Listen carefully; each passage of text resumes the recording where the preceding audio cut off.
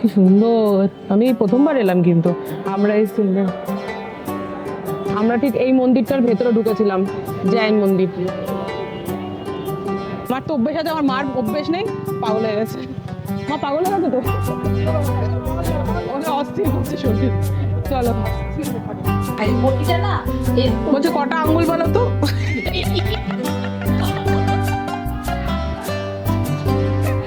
দেখতে পাচ্ছি, তারপরে দেখতে পাচ্ছি সাকসেসফুল। একটা প্যাকেজিং এ আছে শাড়িটা, এই হচ্ছে শাড়িটা ঠিক। তো শাড়িটা হচ্ছে আমাদেরকে দেখাই, দাঁড়াও। এটা হচ্ছে টিস্যু কাঞ্জিভারম।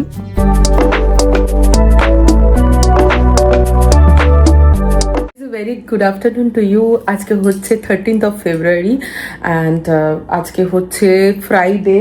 এখন বাজে হচ্ছে প্রায় 2টো ঘড়িতে। তো এখন রেডি হয়ে গেছি। কেন হয়ে গেছি আমি বলছি, গতকাল তোমাদেরকে না মানে ভিডিওটা একটুখানি অন্যভাবে শেষ করলাম আর কি। প্রতিবারই ভাবি বাড়ি এসে একটু চেঞ্জ মানে শেষ করো ভিডিওটা, প্রপারলি শেষ করা হয় না। বাড়িতে এসে আমি ভুলে যাই, চেঞ্জ ফেঞ্জ করে গিয়ে ঘুমোতে গিয়ে মনে পড়ে। তো বেসিক্যালি যেটা হয়েছে সেটা হচ্ছে, কালকে আমি শাড়িগুলো দেখাতে ভুলে গেছি। যাই হোক, আমি গিফটটা দেওয়ার আগে মানে হ্যান্ড ওভার করার আগে ডেফিনেটলি তোমাদের গিফটের শাড়িটা দেখাবো। আর যে দুটো শাড়ি আছে সেটা তো একটা মা পরবে, একটা আমি পরবো। তো যখন পরবো তখন দেখাবো। কিন্তু যেই শাড়িটা আমি পরবো সেই শাড়িটা একটু এক্সচেঞ্জ করতে যাব, কারণ ওই শাড়িটা একটা জায়গা না একটু খোটকা লাগানো আর কি। তো ওই জায়গাটা মা মানে আমিও দেখলাম, মা ফার্স্টে বলছিল ঠিক আছে, কিন্তু আমি পরে দেখলাম যে রাজও বললো এটা চেঞ্জ করে নাও, সবই তো যখন ছিল। তো আমি ভাবলাম আজকে তো রাজ অ্যাভেলেবেল নেই, তো মায়ের সাথে যাচ্ছি আজকে আমি মানে আবার বড় বাজার।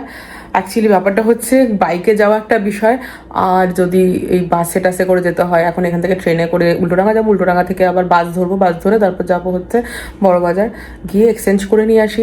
কারণ মা ব্লাউজটা বানাবেও, বিয়ে বাড়ি আছে জানো, তার জন্য নয়তো পরে গেলেও হতো। তো যতক্ষণে যাচ্ছি তো ভালো কথা, আসার পথে যদি আমার সময় হয় তাহলে আমি ভাবছি একবার কাকিমার সঙ্গে দেখা করে আসবো। কাকিমা মানে হচ্ছে স্বাগতার মা।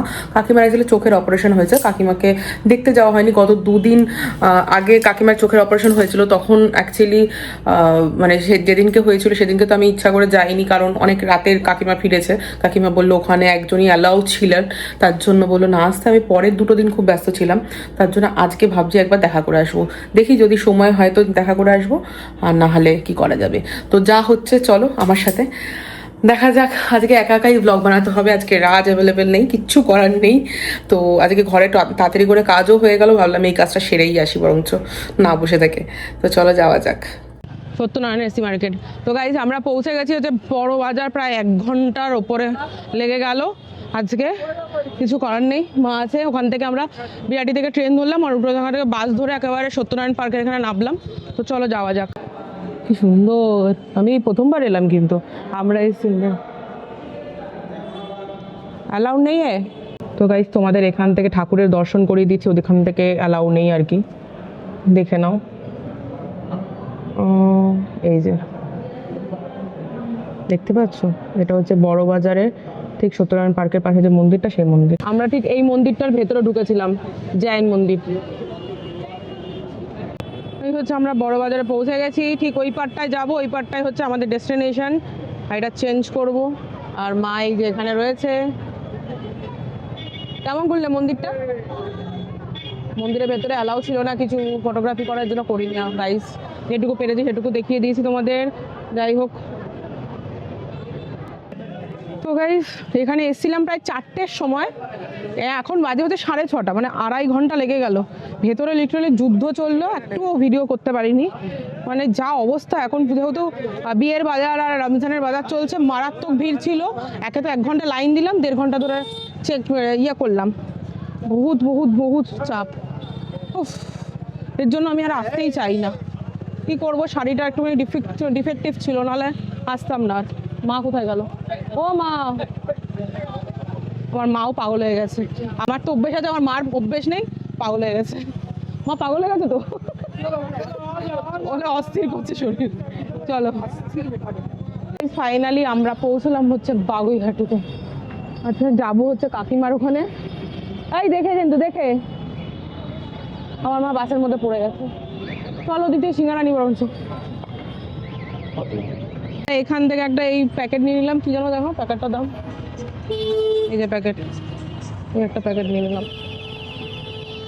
চলো, ওখান থেকে সিঙ্গারা নিলাম আর এদিক থেকে একটুখানি নমকিন নিয়ে নিলাম, এটাই নিলাম আপাতত কাকিমার জন্য। তো চলো যাওয়া যাক। আরে এদিক দিয়ে ওঠো, রিক্সা রিক্সা রিক্সা এদিকেই আছে, এদিকে আসো। আমার মা আজকে হাঁপিয়ে পড়েছে, কিছু করার নেই। বুঝতে পারিনি বাসটা যে 6:30টায় বাসে উঠলাম, প্রায় 8:15-20 নাগাদ নামলাম। খুব সমস্যা হয়ে গেছে আজকে, বুঝতেই পারিনি। আজকে আমরা যেখানে যাচ্ছি সেখানে লাইন, শাড়ির দোকানেও লাইন দিলাম কিছুক্ষণ, মানে প্রায় 1 ঘন্টার ওপরে লাইন দিলাম বোধহয়। আর এখানে রিক্সার কাছেও লাইন। এই যে আমরা ফাইনালি উঠে গেছি হচ্ছে রিক্সাতে, এখন যাবো হচ্ছে কাকিমার। প্রচণ্ড দেরি হয়ে গেলো, কটা বাজে এখন? কটা বাজে? প্রায় 8:30 বেজে গেছে মনে হয়। এতক্ষণ লাগিয়ে দেবে বাসটা, বুঝতে পারলে তাহলে উঠতাম না, তাহলে অটোতে করে চলে আসতাম। আসলে বাসে অনেকদিন উঠি না, তো এর জন্য বুঝতে পারিনি ঘটনাটা কি হয়েছে না হচ্ছে বা কতটা লাগার কথা। বাসটা টিকে আছে জ্যামেতে আটকে, মানে এটা লাগার কথা সেটা হয়তো ছিলই, বাট আমি বুঝতে পারিনি ব্যাপারটা। অটোতে করে উঠলেই ভালো হতো। বলো একটুখানি, এই ওটা পড়ো, তোমার ভিডিও নেওয়ার জন্য করলাম। ওটা পড়ো না, পড়ো একবার। আরে আমি ভাবলাম কি 7:30টার মধ্যে চলে আসবো, দেখো কটা বাজে। আরে পড়ো পড়ো পড়ো আগে, দেখো এই দেখো, এই দেখো, এই যে এটা গরম করে সবাইকে দাও। না নে 6:30টার সময় যখন বাসে উঠেছি তখন বলছে গঙ্গাদিকে বল চা বসাতে। আমি বলছি মনে হচ্ছে গঙ্গাদি চা করে বাগুইহাটির মোড়ে কি দাঁড়িয়ে থাকবে নাকি? ওমা 2 ঘন্টা লাগালাম আসার জন্য। এরপর তো চা না চা পান্তা হয়ে যেত। বলছি রাখিদি সেলিব্রিটি মানুষ, রাখিদির ভিডিও বানিয়ে যদি আমি ভাইরাল হয়ে যাই, আর আমি যদি ধরো আমার যদি কালকে থেকে পয়সা ইনকাম হওয়া শুরু হয়ে যায়, তাহলে কি খাবো? ইলিশ মাছটা আমি খাবো বলো? আমিও খাওয়াইতে পারি, ও খাওয়াবে বলেছে তো পয়সার জন্য। হ্যাঁ পয়সার জন্য খাওয়াবে? সত্যি খাওয়াবে? বলছি এ জন্মে খাওয়াবে তো? পয়সা দেখি মামা আসবে যাবে। এই যে এটা কিন্তু পাবলিকে যাবে, বুঝে শুনে কথা বলো। কোনো অসুবিধা নেই, আমি সত্যি যদি সেরকম পয়সা আমার হাতে আসে আমি খাওয়াবো। আচ্ছা আচ্ছা ঠিক আছে, বুঝলাম। ওইটা তো তোমরা ভাই বটিটা না বলছে কটা আঙ্গুল বলো তো?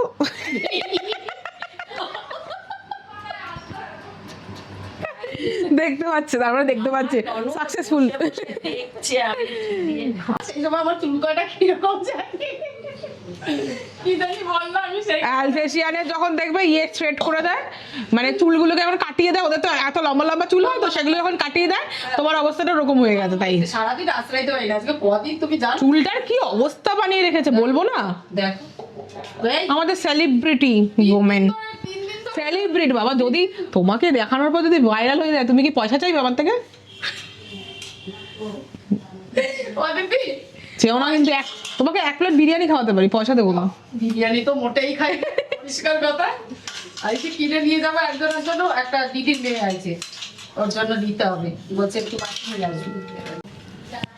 তো গাইস আমরা এখন বাড়ি থেকে, হ্যাঁ দাঁড়া 1 সেকেন্ড, আমরা এই বেরোবো, গেলাম কাকিমার সঙ্গে দেখা হলো, এটাই বিশাল ব্যাপার। বাবা ওদিকে প্রায় তাড়াতাড়ি করবো, আমরা যাবো। কি ছবি যেন ভালো আছে, ছবি ভালো না হলে কিন্তু ভিডিও কমানে সব বলছে ছবি যেন ভালো আছে। যাই হোক এখন বাড়ির দিকে বেরোই, বাড়ি গিয়ে একেবারে কথা বলবো, ঠিক আছে?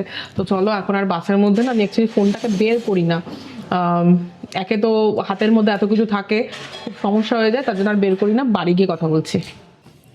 তো hey guys, very good morning to you. আজকে হচ্ছে 14th of February। Happy Valentine's day to you. সবাই সবার প্ল্যানিং মতো ভ্যালেন্টাইন্স ডে যেন ভালো কাটে, এটাই প্রে করি। তো যাই হোক, কালকে রাতে আর এসে আমি ব্লগটাকে কন্টিনিউ করতে পারিনি বিকজ 1 নম্বর তো খুব লেট হয়ে গেছিলো, আর সত্যি বলতে একটা পয়েন্ট নিয়ে ডিসকাস করারও ছিল। আমরা ধরো রাস্তায় যারা বেরোই তারা আর কি, মানে কি বলবো, কথাটা কিভাবে বলবো জানি না, তারা মানে ডেফিনেটলি বিভিন্ন বয়সের মানুষেরা বেরোয়। আমার মনে হয় একে অপরের প্রতি সেই রেসপেক্টটা রেখে কথা বলা উচিত, মানে আমার সেটাই মনে হয়। তো যাই হোক, কালকে একটা ছোট্ট ঘটনা শেয়ার করি। আমরা অ্যাকচুয়ালি স্টেশন পর্যন্ত, মানে বিরাটি স্টেশন পর্যন্ত আসি আমি আর মা, তারপরে বাবা আমাদের পিক করে নেয় ওই পার থেকে। তো পেছনে একটা বাইকে একটি ছেলে ছিল, আর তার পেছনে ডেফিনেটলি তার গার্লফ্রেন্ড কাইন্ড অফ কেউ একজন ছিলেন। তো যাই হোক, দুজনেই হেলমেট বিহীন হয়ে ঘুরে বেড়াচ্ছিলেন অবভিয়াসলি। সেটার থেকেও বড় কথা হচ্ছে ঠিক বিরাটি ব্রিজের পাশে এই জায়গাটা কতটা মানে একটু ছোট্ট জায়গা আর কি, ওখান থেকে একটা গাড়ি পাস না করা পর্যন্ত আরেকটা গাড়ি পেছনে যেতে পারে না। তো ডেফিনেটলি সামনের গাড়িটা না এগোলে আমাদের গাড়িটাও এগোতে পারছে না। তো মেবি ছেলেটা হয়তো হর্ন দিয়েছে, তো যেহেতু সামনের গাড়িটা যেতে মানে আগে এগোচ্ছে না, সেহেতু পেছনের গাড়িটা এগোতে পারছে না। তো ছেলেটা ঠিক পাশ কাটিয়ে এসে অটোর সামনে এসে ঠিক বাবাকে বলছে যে এই ঠিক এইভাবে চোখে দেখতে পাস না, পান না, আমি তো ভুল বলছি, পাস না, তুই তুকারি, চোখে দেখতে পাস না, কানে শুনতে পাস না, আমি হর্ন মেরে যাচ্ছি কখন থেকে। This was kind of language. I don't know এরা কি ধরনের শিক্ষা মানে পেয়েছে। বাড়িতে অ্যাকচুয়ালি এরা এরকমই করে কিনা, এদের বাড়ির গার্জিয়ানরাও কি এরকম টাইপের কথা বলে কিনা exactly I don't know. And seriously এগুলো খুব মানে কি বলবো। তো যাই হোক, আমি রিয়াক্ট তো করি, কিন্তু বাবা বলে এগুলো ছেড়ে দিয়ে, এগুলো রাস্তায় বেরোলে এরকম হাজার একটা শুনতে হয়। বাট এই কথাটা আমাকে ভাবতে বাধ্য করলো। বাবা বললো যে রাস্তায় বেরোলে এরকম অনেক কথা আমাদের শুনতে হয়, শুনলে আর রাস্তায় বেরোয় কাজ করা সম্ভব না। তাহলে তুমি ভাবো, তোমার মানে ছেলেটা যথেষ্ট ইয়াং, আমার দেখে মনে হলো আমাদের থেকেও ছোট, আর মানে এই ল্যাঙ্গুয়েজে একজন বয়স্ক লোককে কথা বলছে। ড্রাইভিং সিটে আমার বাবা ছিল বলে কথাটা বলছি না, এখানে যদি অন্য কেউ থাকতো, তারও যদি এজেড কেউ থাকতো, যেখানে তার দোষ নেই, সেখানে দাঁড়িয়ে এরকম টাইপের দোষ থাকলেও তুমি এরকম টাইপেরও যদি কথা বলো, that is not at all acceptable, তাই না? তো আমার মনে হয় যে সামাজিক বিক্ষয় তো ঘটছে ডেফিনেটলি। আমার তো অন্যান্য অ্যাঙ্গেল থেকে মনে হয় এই বিষয়গুলো প্রচণ্ড চর্চিত বিষয়গুলোকে নিয়ে কথা না বলাটাই বেটার। কিন্তু ঘটনাটা হচ্ছে কি বলতো, সিভিক সেন্স তো নেই, আর কথা বলার সেন্সও তো মানুষের মধ্যে মানে নেই। বাবা বললো ছেড়ে দে এইসব, কি বলতো, পেছনে মেয়ে মানুষ নিয়ে বসে আছে, তো ওরা মানে পাখনা গজায়। তো সেটাই বুঝলাম যে পাখনা গজানোর থেকে মানে যেমনি মেয়েটাও অভদ্র তেমনি ছেলেটাও অভদ্র, দুজনেই অভদ্রভাবেই কথা বলছিল। তো পাখনা গজানোর থেকে আমার মনে হয় মানে নিজের ভব্যতার ওগুলো একটু চেক করা দরকার। তো যাই হোক, আলটিমেটলি এটাই বোঝা গেল যে কিছু পার্সেন্টেজ মানুষ আছে এখনো পর্যন্ত বোধহয় কথা বলতেই শেখেনি। আর আমি জানি না তাদের বাড়িতেও কি তারা এরকম করে, নাকি তার বাড়ির লোকেদের সাথেও এরকম করে, নাকি তার বাড়ির লোকেরাও এরকম মাছিটা দেখো, তার বাড়ির লোকেরাও এরকম করে, আই ডোন্ট নো সিরিয়াসলি। মানে এইসব ক্ষেত্রে তো ডেফিনেটলি শিক্ষার ওপরে আঙ্গুল ওঠে, তাই না? তো কিছু করার নেই, ছাড়ো এইসব। বাবা যেমন বললো এরকম লোকজন থাকবে। তো যাই হোক, এখন সকালবেলা আমি আবার নিয়ে বসেছি হচ্ছে আমার সকালবেলার এই ড্রিঙ্কটা আমি আজকাল খাচ্ছি। চা তো আমি খাওয়া ছেড়ে দিয়েছি, তোমাদের আগেই বলেছিলাম চা খাওয়া ছেড়ে দিয়েছি, অনেক দিন হয়ে গেল। তো এখন আমি যেটা করি সেটা হচ্ছে আমি তোমাদের দেখাচ্ছি, দাঁড়াও। এইটা হচ্ছে, এটার মধ্যে কাঁচা হলুদ আর আদা, গোলমরিচ আর গোটা জিরে, এটাকে আমি জলের মধ্যে ফুটিয়ে নেব, ফুটিয়ে নিয়ে এটাকে স্ট্রেন করে খাবো। তো এইগুলোই খাচ্ছি এখন আমি আপাতত, কারণ এইগুলোই আমার মনে হয়, কারণ সকালবেলা উঠে না একটু উষ্ণ গরম জল তো এমনি খাই, কিন্তু এছাড়াও কিছু একটা খেতে ইচ্ছা করে।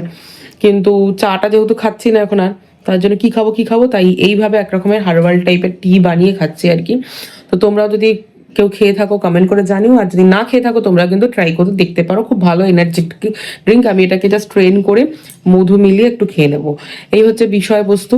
আর কালকে কি পারচেস করেছি সেটাও তোমাদের একটু দেখিয়ে দিই জাস্ট ছোট্ট করে, দাঁড়াও। ঘর দুয়ারের অবস্থা খুব খারাপ, আমি এখনো পর্যন্ত গুছিয়ে উঠতে পারিনি সকাল থেকে। এই একটা,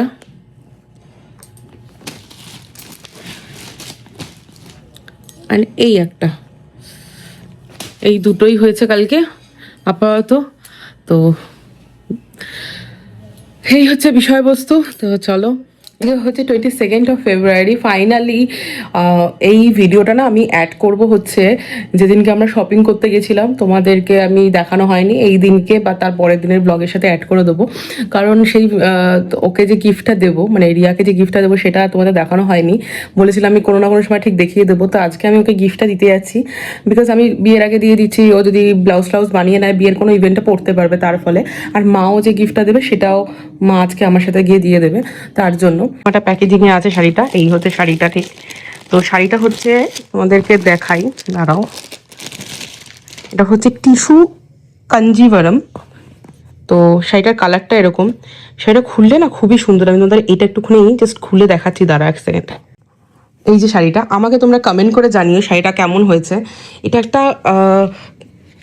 পিওর টিস্যু বেনারসি আছে, খুবই সুন্দর। এর ব্লাউজ পিসটা ঠিক এরকম ব্রোকেটের মতো। যদি আমার মনে হলো যদি ফুল মানে গ্লাস স্লিভস করে বানায় খুবই সুন্দর লাগবে কালারটা।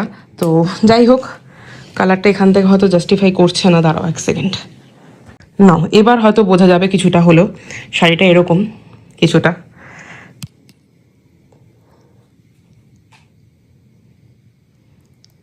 ফাইনালি কমেন্ট করতে ভুলো না শাড়িটা কেমন হয়েছে। আমার খুব পছন্দের শাড়ি একটা, আমি খুব মানে মন থেকে পছন্দ করে নিয়ে এসেছি ওর জন্য, যাতে একটা বিয়ের কোনো ইভেন্টে একটা পরতে পারে। আর এটাকে টিস্যু কাঞ্জিভারম বলে নর্মালি। তো এই কাইন্ড অফ শাড়িগুলো এখন খুব বেরিয়েছে, আর আমার মনে হলো ওকে ভালো লাগবে, তার জন্য নিয়েছি। তো